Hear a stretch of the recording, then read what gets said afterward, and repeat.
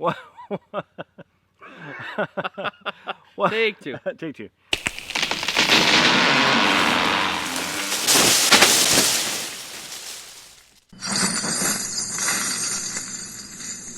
All right, guys. We got tagged in a couple videos. One of the channels that tagged us is Brand. Sai over there has tagged us with what he's called, and I got to make sure I get this right, the furthest cardinal point tag. And basically what that means is the furthest north, south, east, and west each of us has been. Jamie, let's start with north. No, go ahead. Just start with north. North, Chibougamau, Quebec.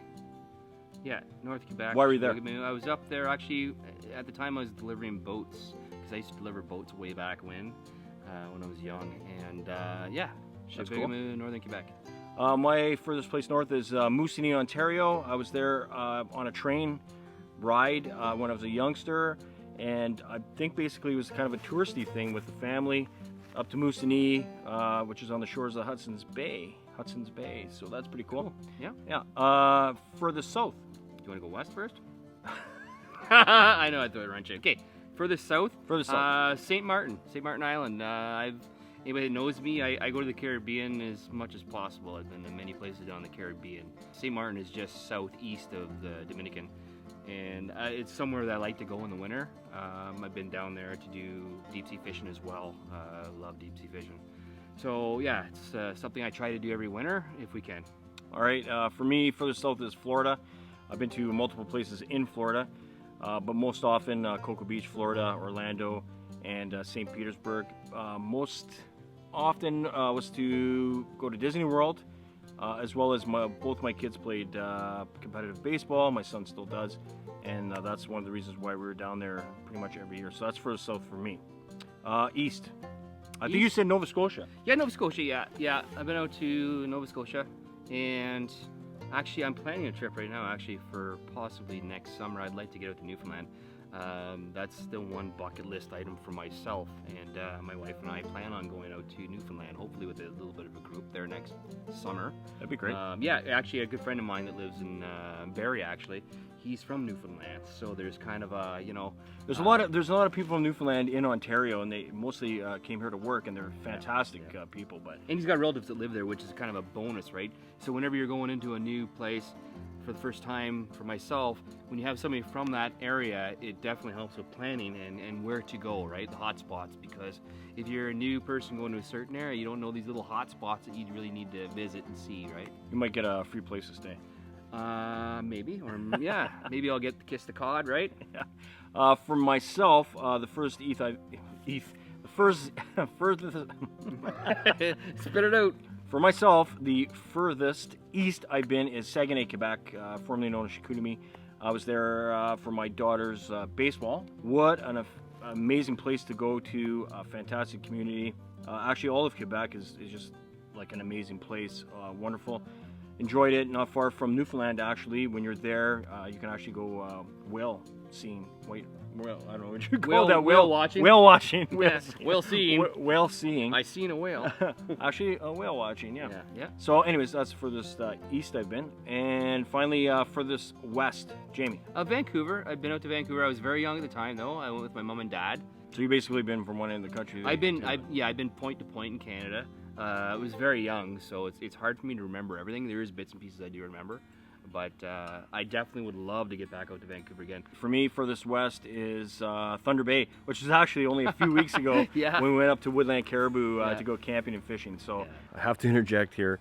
I made a huge error in forgetting the furthest west I've been is actually Rocky Mountain House, actually even more west than that, which is west of Red Deer, Alberta. Went to Red Deer for my daughter's Canadian Championship Baseball tournament. Drove even further west through Rocky Mountain House up towards the BC border, up in the mountains there to check it out. I don't know how far we actually went, but we did go quite a ways. So Thunder Bay, not even close. A little bit of a brain cramp there. Back to the video. That's our selections. Thanks, Sai from Brand. Brand. I had trouble saying it. Check out his channel. He's a fantastic guy, and he's out in England, and he's just an amazing guy. He's witty, funny, and we just love him. We love watching his channel, so encourage you to do the same. The other tag we had was from TN Deerstalker from Tennessee, And the tag was, and let me get this straight because I don't want to screw anything up, what experiences have motivated us in the outdoors. So this is going to be different for each of us, so I'll go first this time.